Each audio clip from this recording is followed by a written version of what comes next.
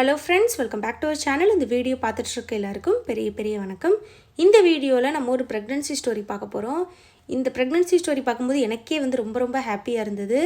அதாவது AMH level அப்படின்னு சொல்லுவாங்க.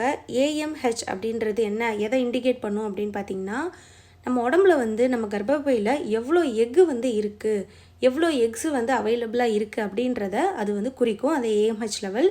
இது ரொம்ப முக்கியமான ஹார்மோன். ஏஎம்ஹெச் லெவல் எல்லாருக்கும் டெஸ்ட் பண்ண மாட்டாங்க. கொஞ்சம் ப்ரெக்னென்சி டிலே ஆகுது, ரொம்ப 2 வருஷம் 3 வருஷம் அந்த மாதிரி ஆகுது அப்படின்னும் போது பண்ணுவாங்க. சில டாக்டர்ஸ் உடனேவும் பண்ணுவாங்க. இந்த ஏஎம்ஹெச் லெவல் பார்த்திங்கன்னா எப்போ முன்ன பின்ன இருக்கும் அப்படின்னா, ரொம்ப கொஞ்சம் ஏஜ் ஆக ஆரம்பிக்குது. ரொம்பன்னு இல்லை, கொஞ்சம் ஏஜ் ஆக ஆரம்பிக்குது. அதுக்கப்புறம் இரெகுலர் பீரியட்ஸ் இருக்குது அப்படின்றவங்களுக்காகவும் ரொம்ப குறைவான ரேஷியோவில் சிலருக்கு பார்த்திங்கன்னா இந்த சத்துப்பாடு குறைபாடு, சரியாக ஃபுட் எடுக்காதனால, பாடி வெயிட் கம்மியாக இல்லை கூட இருக்கனால நார்மல் ஏஜ்லேயே இந்த ஏஎம்ஹெச் லெவல் கம்மியாக ஆரம்பிக்கும். இது எவ்வளோ இருக்கணும் அப்படின்னு பார்த்திங்கன்னா 2க்கு மேலே இருக்கணும். 1.5 2லாம் இருக்குது அப்படின்னா அது கம்மி, எக்கு கம்மியான கவுண்ட் தான் இருக்குது அப்படின்றது அர்த்தம். நம்ம சேனல்லையே ஏஎம்ஹெச் ஹெல்தி லைஃப் ஹிஸ்ட்ரி நீங்கள் யூடியூப்பில் சர்ச் பண்ணிங்கன்னா ஏஎம்ஹெச்க்கு நான் ரிலேட்டட் வீடியோஸ் போட்டிருக்கேன். அதை எப்படி நீங்கள் இன்க்ரீஸ் பண்ணணும், ஒருவேளை ஏஎம்ஹெச் லெவல் 7 8 9ன்னு அதிகமாக இருக்குன்னா அதை எப்படி கம்மி பண்ணணும், நியூ எக்கு எப்படி வளர வைக்கணும், ஏன்னா ஏஎம்ஹெச் கம்மியாக இருக்குன்னா எக்கு கம்மியாக இருக்குது. ஸோ நியூ எக்கு எப்படி வளர வைக்கணும், இது எல்லாமே நான் வீடியோ போட்டிருக்கேன். ஸோ யூடியூப்பில் ஏஎம்ஹெச் ஹெல்தி லைஃப் ஹிஸ்ட்ரின்னு சர்ச் பண்ணி பாருங்கள். நான் கமெண்ட்லேயும் அந்த வீடியோஸ் பின் பண்ணுறேன். ஸோ இந்த சிஸ்டருக்கு பார்த்திங்கன்னா ஏஎம்ஹெச் லெவல் எவ்வளோ இருந்திருக்குன்னா 1.49 தான் இருந்திருக்கு. டாக்டர் நேச்சுரலாக ட்ரை பண்ணுறது கஷ்டம். ஸோ ஐயுஏ பண்ணலான்னு சொல்லியிருக்காங்க. பட் இவங்களுக்கு பார்த்திங்கன்னா கொஞ்சம் நேச்சுரலாக ட்ரை பண்ணலாம் அப்படின்னு சொல்லிட்டு நம்ம வீடியோஸை பார்த்து ஜஸ்ட்டு ஒரே ஒரு மாதம் தான் ட்ரை பண்ணியிருக்காங்க. அதுக்கப்புறம் அதே மாதம் ப்ரெக்னென்ட் ஆகிட்டு, நான் இப்போ 53 டேஸ் நான் ப்ரெக்னெண்ட்டாக இருக்கேன்னு சொல்லிட்டு அவங்க ப்ரெக்னென்ட்டான அதே ஹாப்பியோடு நமக்கு மெசேஜ் பண்ணியிருக்காங்க. இந்த ஒரு மாதம் ட்ரை பண்ணி பார்க்கலாம், ஒர்க் அவுட் ஆகலைன்னா நெக்ஸ்ட்டு நம்ம ட்ரீட்மெண்ட் ஐயுஐ போயிடலாம் அப்படின்னு சொல்லிட்டு ட்ரை பண்ணியிருக்காங்க. பட் அவங்களுக்கு உடனே 1 மந்தில் ஓகே ஆச்சு. என்னால் நம்பவே முடியல, நான் ப்ரெக்னென்ட் ஆகிட்டேன், ரொம்ப ஹாப்பி அப்படின்னு சொல்லிட்டு சந்தோஷமாக நமக்கு கமெண்ட் பண்ணியிருந்தாங்க. அந்த கமெண்ட்டை நான் உங்ககிட்ட காட்டுறேன். Hi sis, thank you so much. Today நான் 53 டேஸ் ப்ரெக்னென்ட். என்னால் நம்பவே முடியல. ஏஎம்ஹெச் லெவல் 1.49 தான் இருந்துச்சு. டாக்டர் நேச்சுரல் ட்ரை பண்ணுறது கஷ்டம், ஐயுஐ பண்ணலான்னு சொல்லிட்டாங்க. ரொம்ப கஷ்டமாக இருந்துச்சு. நான் உங்கள் வீடியோஸ் பார்த்து நீங்கள் சொன்ன எல்லாமே ஃபாலோ பண்ணேன். ஜஸ்ட்டு 1 மந்த்து நான் ப்ரெக்னென்ட் ஆகிட்டேன்.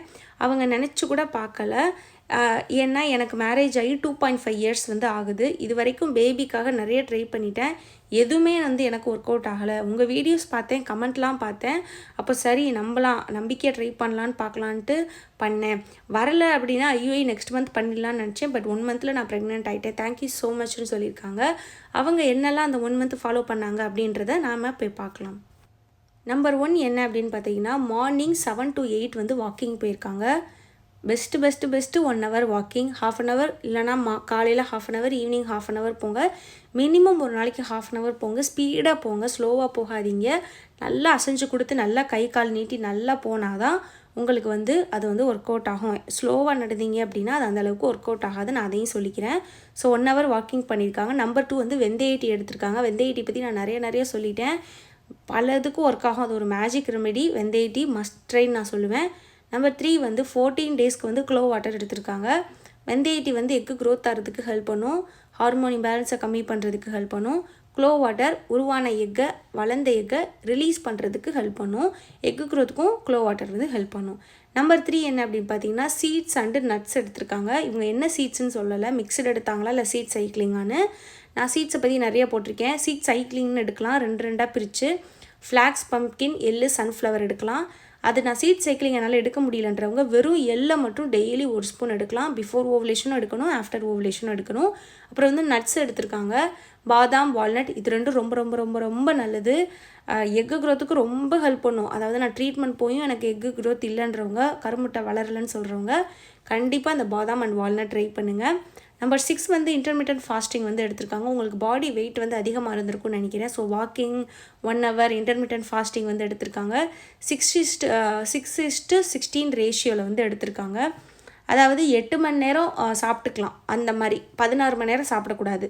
இப்போ நீங்கள் காலையில் 11 மணிக்கு சாப்பிட்றீங்க அப்படின்னா அதுலேருந்து ஒரு 8 மணி நேரத்துக்கு, அதாவது ஈவினிங் 7 மணி வரைக்கும் இல்லை நைட் 7 மணி வரைக்கும் நீங்கள் சாப்பிட்டுக்கலாம். அந்த மாதிரி ஏதாவது ஒரு 8 மணி நேரம் மட்டும் நீங்கள் சாப்பிட்டுக்கணும். மீதி 16 மணி நேரம் விரத முறை, ஒரு தண்ணி மட்டும் எடுக்கணும்.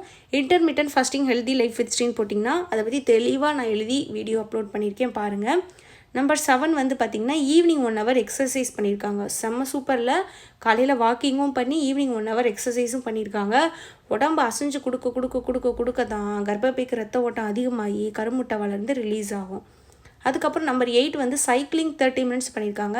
நிறைய பேர் சைக்கிள் ஓட்டினா ப்ரெக்னென்ட் ஆக முடியாதான்னு என்கிட்டே கேட்டிருக்காங்க. நான் கிளாஸ் போகிறேன் பக்கத்தில், எனக்கு வந்து சைக்கிளில் தான் நான் குழந்தைய கூட்டிகிட்டு வரணும் அந்த மாதிரிலாம். ஸோ சைக்கிளிங்கில் எந்த ஒரு ப்ராப்ளமும் வராது. ரொம்ப அப்படியே வெயிட்டு லிஃப்ட் பண்ணி தான் ஓவலேஷனுக்கு அப்புறம் தூக்கக்கூடாது. அதுவும் கண்டிப்பாக வந்து பீரியட் ஆகிடும்னு கிடையாது, ஒரு சேஃப்டிக்கு. மற்றபடி எல்லா ஃபிசிக்கல் ஆக்டிவிட்டி, எக்ஸசைஸ், வாக்கிங், யோகாலாம் தாராளமாக பண்ணலாம். நம்ம நைட் வந்து 1 ஹவர் வந்து வாக்கிங் பண்ணியிருக்காங்க.